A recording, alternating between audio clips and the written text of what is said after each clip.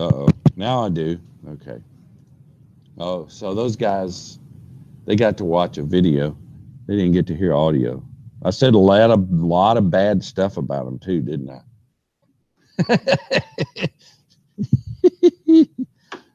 It's too much fun teasing the absentees. Okay, so let's do the acceleration. What you'll find out, it looks incredibly a lot like the other one.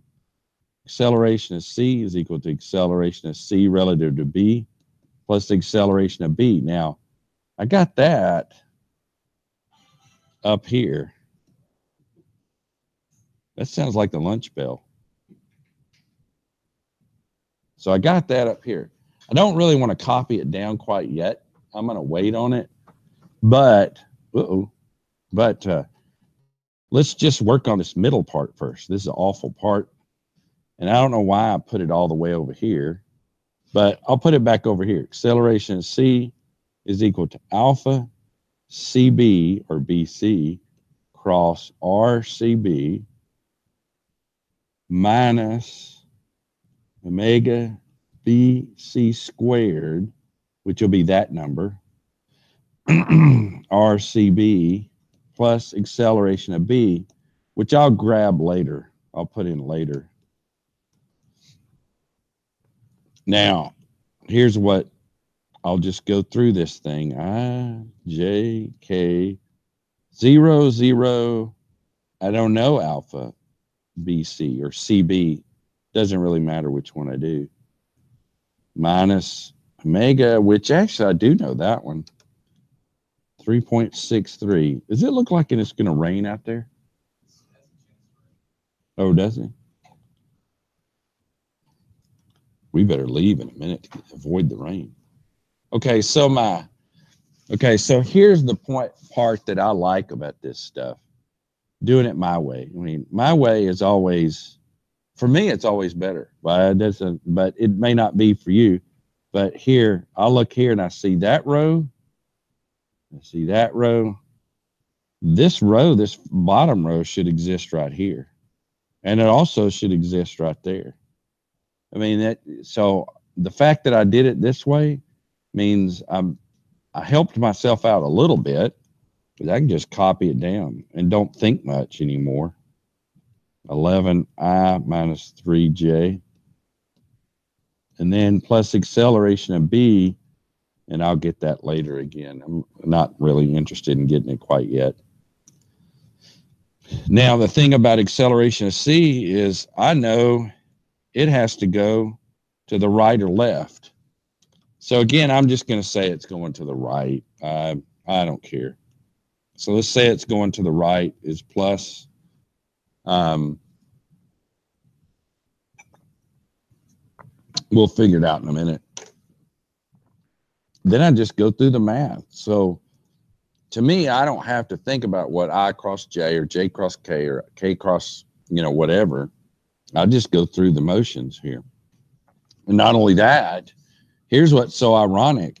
Let's say you're like me and you're like, I don't want to go through the motion. Then reach right up here, grab that, and write the same thing, but put in alpha.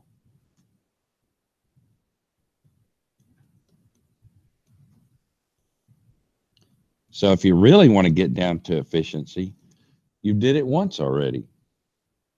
And now this part you didn't do once. So you gotta figure out how to do that. Let's see. I think I can do that. 3.63. Man, it really does look like it's gonna rain out there.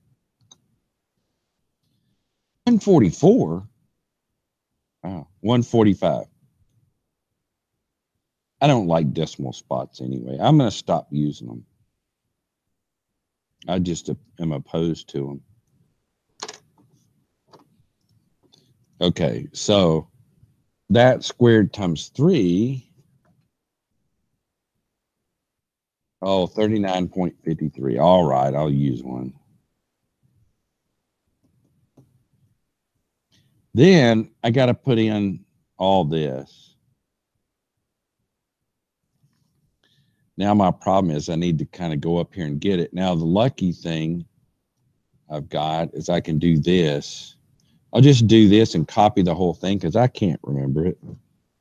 Then I'm going to go down here and see if I can put it in a way that, okay. Okay, so it looks like to me I get minus 406 I minus what? 292J? Is that right? Okay. So now I'm going to get rid of this. Did I copy it? Okay, it's still on the page. I'll delete it now. Why doesn't it let me? Okay, stop. Okay, now delete. So I get this. I get an equation with more stuff on it, and I can break it apart. Look at the I portion. And then, of course, what you see is I'll have two unknowns and two equations. 3 alpha BC. Okay, now I'll take this number and add it to that number. Okay, 145, that's 11. Carry my 1, that's a 5, and that's a 5. Is that right? Is that what you got? Oops. So if you add 145 and 406, do you get that?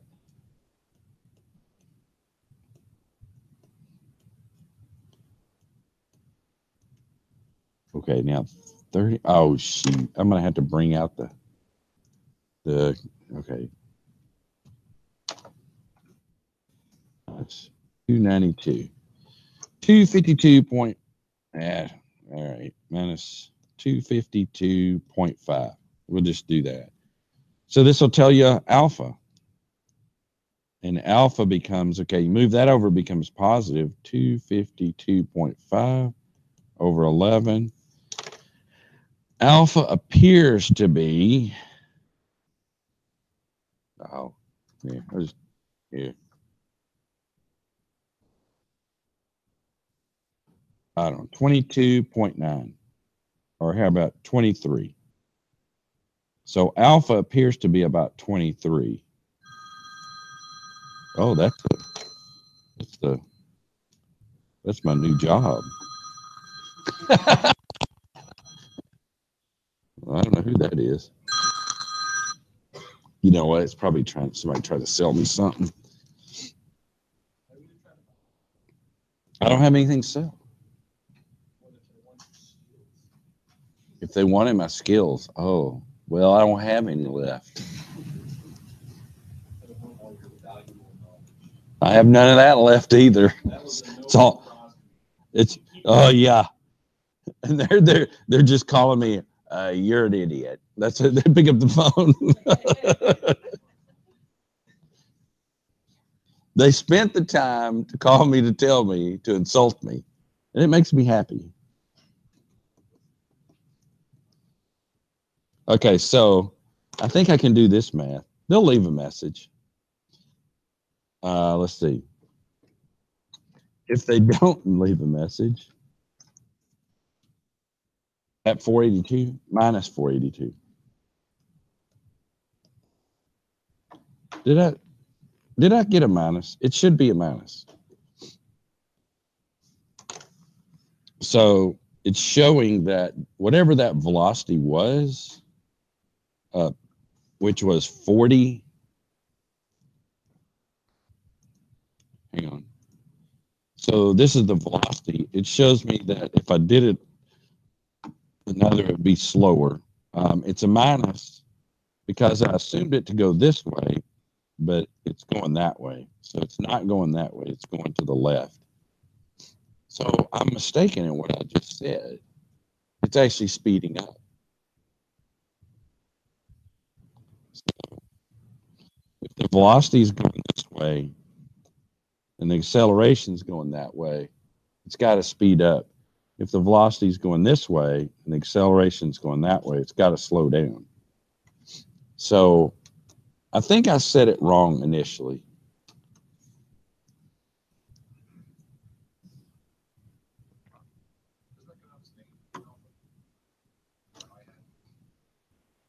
This, wait, the AC? This one? Wait. Okay. Oh, is it?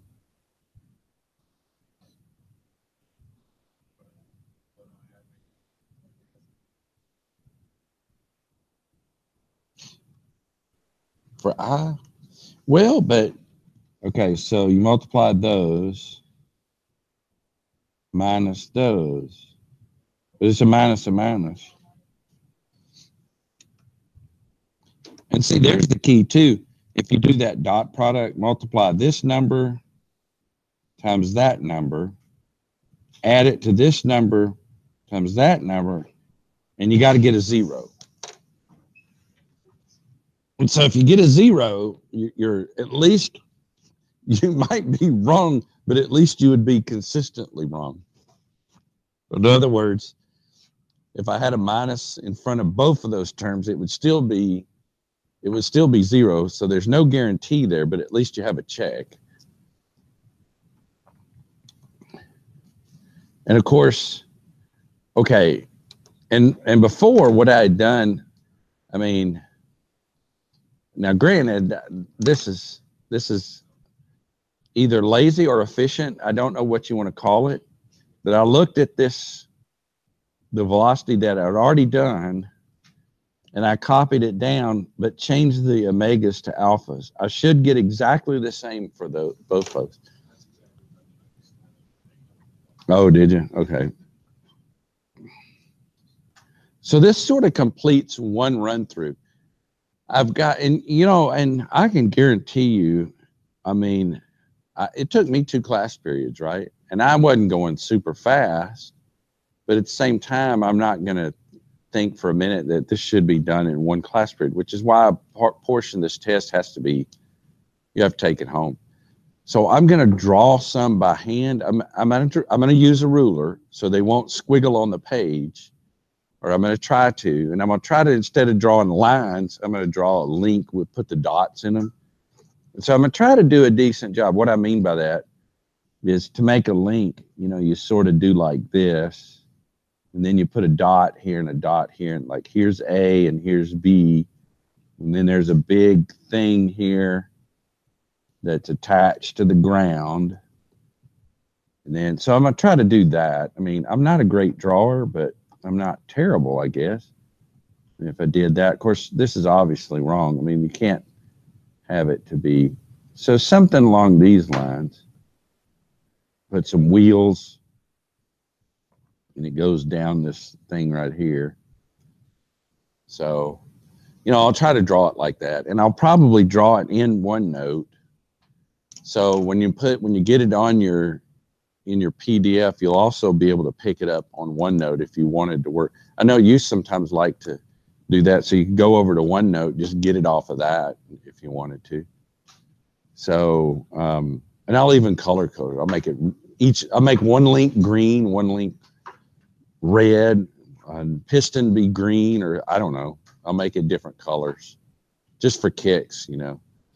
I don't think it means anything, but it may actually, when you first look at it, you know, it helps you during that few minutes phase what's part of what link, you know. So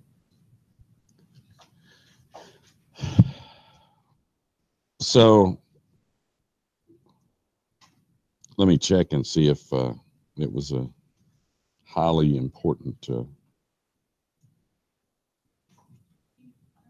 Oh my! I should have answered that one. Well, in the syllabus I said I would, but I think if you're willing to go back and redo it, if it comes out wrong, then I won't. You know, so if it comes back to you, the graduate student is grading it right now.